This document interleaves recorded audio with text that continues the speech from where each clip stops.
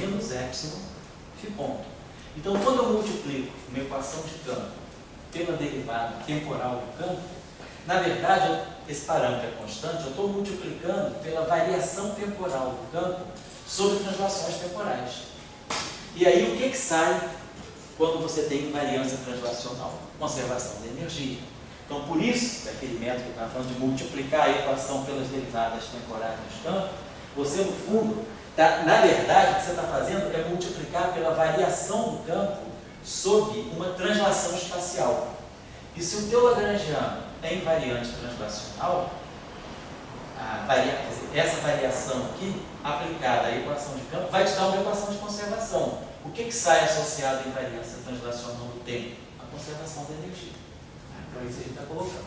Agora, se a variação do campo não é a derivada temporal do campo, é uma variação mais geral, não precisa ser translações temporais, então eu posso simplesmente multiplicar essa equação por um ΔT, por um Δφ. Δφ genérico, vamos dizer que eu faço o seguinte, isso aqui vai ficar ddt de dl dφ ponto Δφ mais di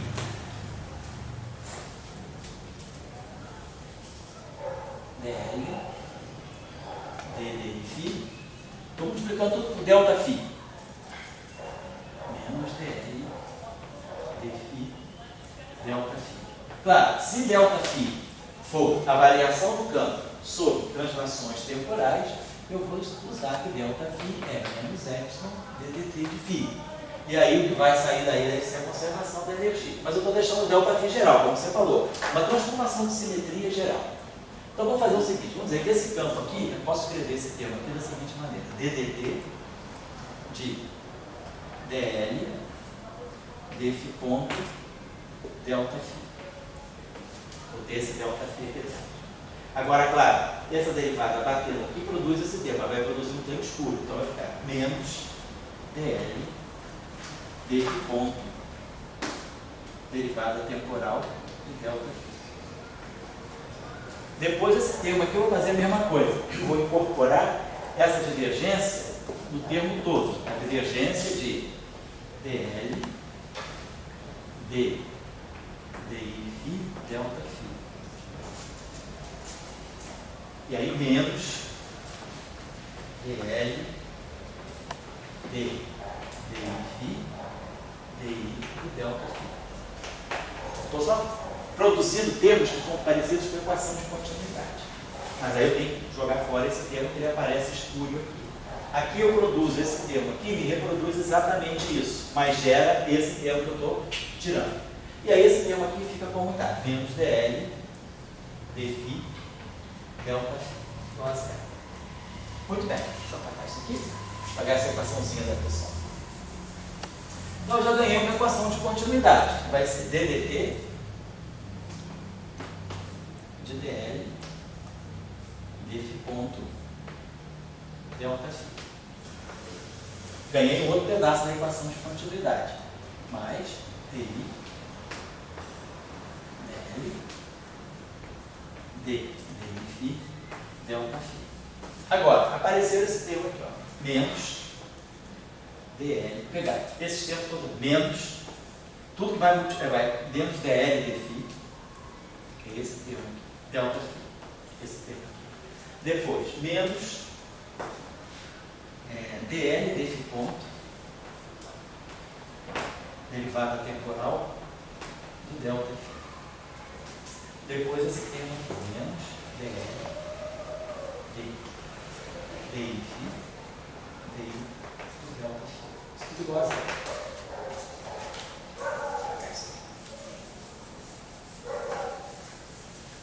Agora observe aqui o seguinte, a derivada temporal de ΔΦ é a mesma coisa que a variação de ddt de φ, é a mesma coisa que ΔΦ ponto.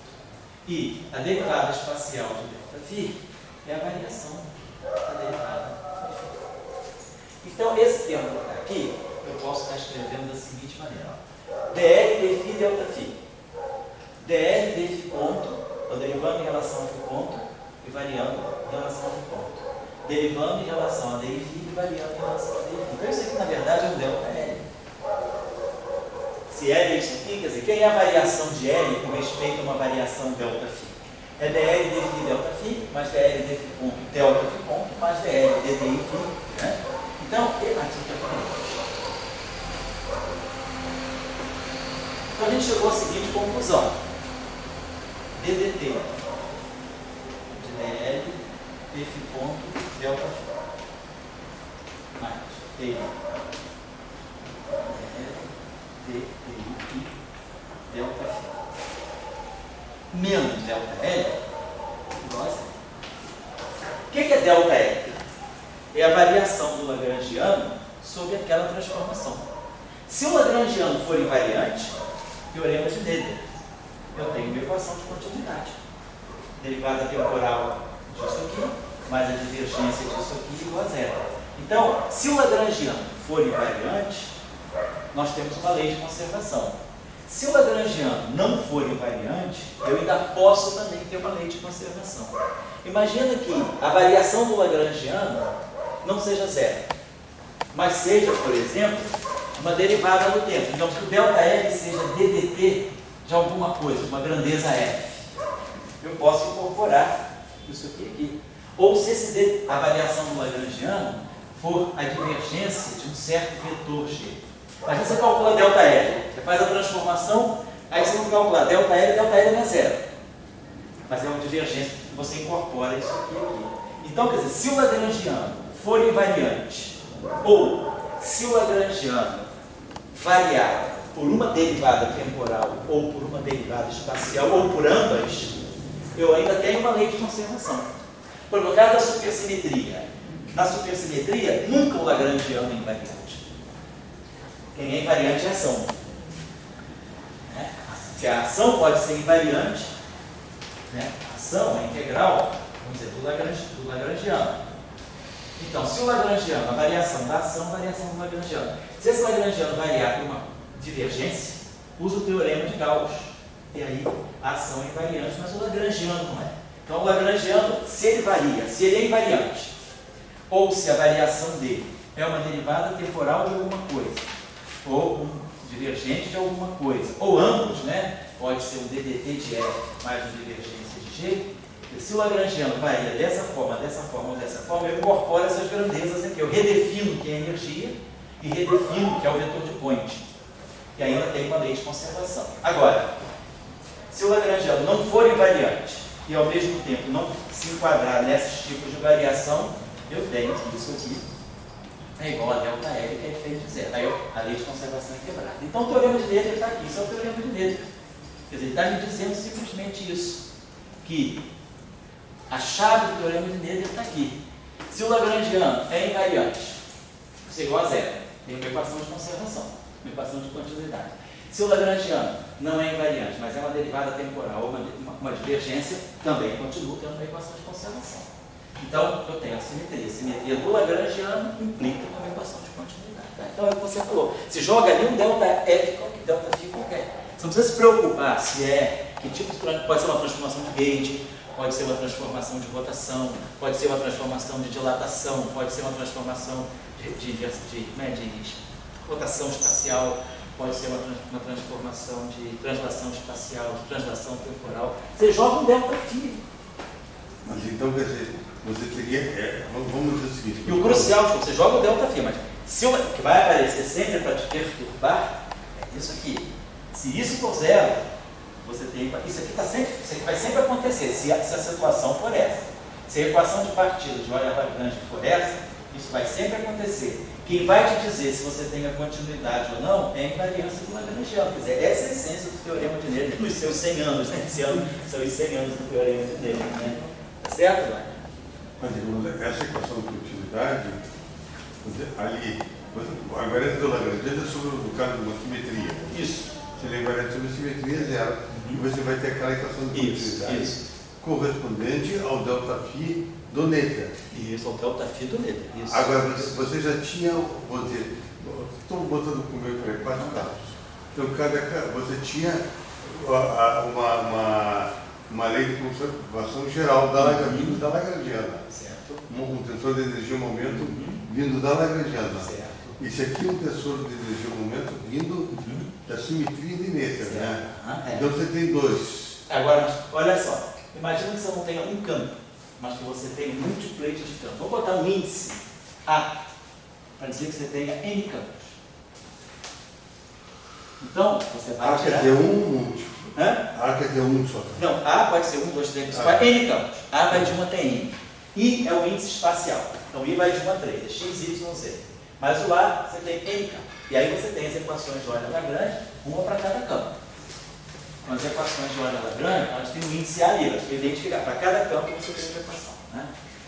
Agora, o que você vai fazer? Você vai pegar essa equação, φA, você vai multiplicar por um delta φA. Então você vai multiplicar. Então essa equação está valendo para A igual a 1, para A igual a 2, para A igual a N. Aí você multiplica a equação do φ1 por delta φ1. A equação do φ2 por delta φ2. A equação do φn pelo delta φn. Ele soma tudo. Aí você vai ter uma equação de conservação geral. Você vai ter dl de φ ponto delta φA mais delta φA e menos delta N. Vai ser a mesma coisa, só que está somando em A. Esse A repetido aí, esse A saturado está somando em A. Aí depois você pode dizer, esse A, eu posso fazer uma rotação interna, pode dizer, estou fazendo uma transformação de S a N. Então delta φA vai ser ômega, vamos botar assim, ômega AB φD, onde esse ômega é simétrico. Então você está fazendo uma rotação no espaço dos campos, uma transformação global no espaço, vamos dizer, se esses campos são um múltiplo de S a N, onde esse A vai de 1 até N, então a transformação de S a N nos campos, a transformação infinitesimal de S a N nos campos é isso aqui, delta φA igual a ômega AB φD, onde ômega AB é igual a menos ômega BA. Então isso aqui é uma transformação da álgebra de Lie de S a N. Então se você agora coloca essa transformação aqui, você vai tirar as correntes conservadas, você vai tirar N2, esses geradores aqui, como isso aqui antes, né? Tem N-1 sobre 2, e você vai tirar N-1 sobre 2 rápidas conservadas. Vou falar sobre isso mais calma na próxima aula, porque eu estou indo rápido demais para quem nunca viu. Pode falar. Professor, por exemplo, no problema que o senhor deixou agora, que garante, por exemplo, que se diferencia de lagrangiana não é invariante? Então, por exemplo, porque a gente poderia ter, a gente poderia fazer as contas e a gente chega numa coisa desse tipo. Existe algum jeito de mostrar que a necessidade seja invariante? Isso. O que você tem que fazer é pegar pegar as transformações dos teus campos, vai naquele lagrangiano que eu dei, pega a transformação do delta φ, pega a transformação do W. Aí você vai pegar quem é delta L, você vai calcular a variação do lagrangiano sabendo quem é delta φ, quem é delta W. E aí você vai ver se delta L é zero ou não. Então você pode checar a invariância direta do lagrangiano explicitamente. Tá certo? Mas já que isso tudo é importante, na próxima aula eu começo com um exemplo disso. Checando a invariância do lagrangiano, e aí a gente vê, a delta L é zero. Beleza. Delta L é zero. Então, o cálculo explícito, delta L é zero. E aí, então, essa lei de conservação vai. Você pode dizer, mas você está vendo o oleômetro? Como é que você olha para o lagrangiano e sabe que ele é invariante? Você tem um critério, é variar na força bruta, varia os campos e varia o lagrangiano. Agora, também depois, cara, você tem critérios para olhar. Se o teu lagrangiano não depende explicitamente do tempo, a não ser pelos campos ou explicitamente do espaço, você tem variação translacional, etc. Então, eu vou ensinar isso. Vai apurar mais isso. Aí você olha para o lagrangiano, você já sabe se ele é invariante ou não. Se você quiser checar, você checa. Mas se você não quiser checar, você tem meios gerais de você ver se o lagrangiano é invariante. Certo?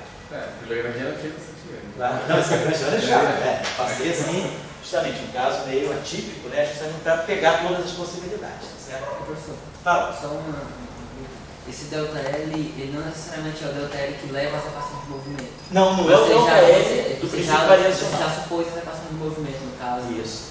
Ele não é dos que colocam delta zero, né, para diferenciar os dois delas. Mas esse delta L aí não é o delta L do princípio variacional. É o delta L de uma transformação de simetria. Isso. Que é o princípio variacional, ele faz uma variação geral nos campos. Agora aqui não, aqui a variação que eu estou fazendo nos campos, se for uma transformação de S a N, é essa transformação. Se for uma transformação de translação espacial, então é essa transformação. Então, para cada transformação especial, você tem o delta φ. Agora, quando você faz o princípio variacional, você faz uma variação delta φ genérica que não tem nada a ver com nenhuma simetria do problema. É uma variação funcional arbitrária. Certo? Então, esse delta L aí não tem nada a ver com o princípio variacional. Tá legal? Acho que... então agora fica a seguinte tarefa, que eu acho que eu tinha deixado da outra vez, mas que agora vai ficar mais claro de vocês fazerem. Temos essas duas equações de campo.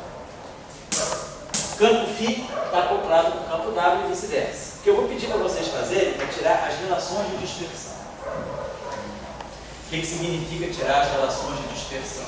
Tirar, né, as relações de propagação, quer dizer, as relações entre a relação entre a frequência e o comprimento de onda, quer dizer, vai tirar a relação entre a frequência e o comprimento de onda, ou a relação entre a frequência e o vetor de onda, e depois a gente vai chegar à velocidade de grupo. A iésima componente da velocidade de grupo sendo a derivada de ômega em relação a kappa. Então eu vou pedir para vocês trabalharem as relações de dispersão. Como é que esse campo se propaga? Será que esse campo é dispersivo? Será que esse campo pode dar birefringência? Quer dizer, quais são as propriedades de propagação dessa onda? É um problema um pouquinho mais elaborado, mas que vocês vão saber fazer, ou vão tentar fazer e a gente estuda. Beleza, então, por hoje é só.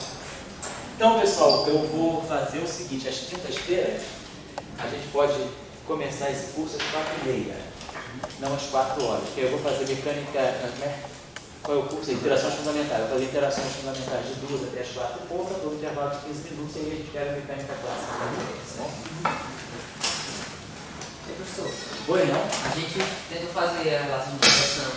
A gente viu que não desacopla as transformadas dos campos. Sim, sim. Fica daquele jeito mesmo? Vocês pensaram um pouquinho mais? Então, tem algumas Não questões. pensando tanto, mas... Então, a gente pode discutir isso. Por exemplo, amanhã vocês vão ver, eu já dou uma encaminhada para vocês, tá? Certo? Não, porque o problema não é trivial, né, irmão? Da maneira que está, não é trivial. mas a gente tá também certo, quando a gente bota... Faz as transformadas de Fourier. Isso, Uma dúvida, a transformada de Fourier do W e do Φ, elas carregam o mesmo momento? O mesmo K, por exemplo? Tem que carregar o mesmo no caso, né? Se essas duas equações estão separadas, né? Você, quer dizer, o K é único, mas às vezes você tem termos mistos, né? Em que a transformada de Fourier de por exemplo, esse termo aqui, que é um termo de interação. Não pode levar o mesmo. Você tem conservação no momento, então você não pode ser o mesmo. Certo? Eu vou discutir isso com vocês. Essa definição não é simples, não. A gente vai ter que fazer uma certa simplificação do sistema para poder tirar a relação de dispersão. Pois é, o que a gente estava fazendo era isso aí, o sistema de interação, a gente estava dispensando. Porque os campos estão em interação, aí complica. Exatamente. Vou fazer isso com vocês, porque isso é importante.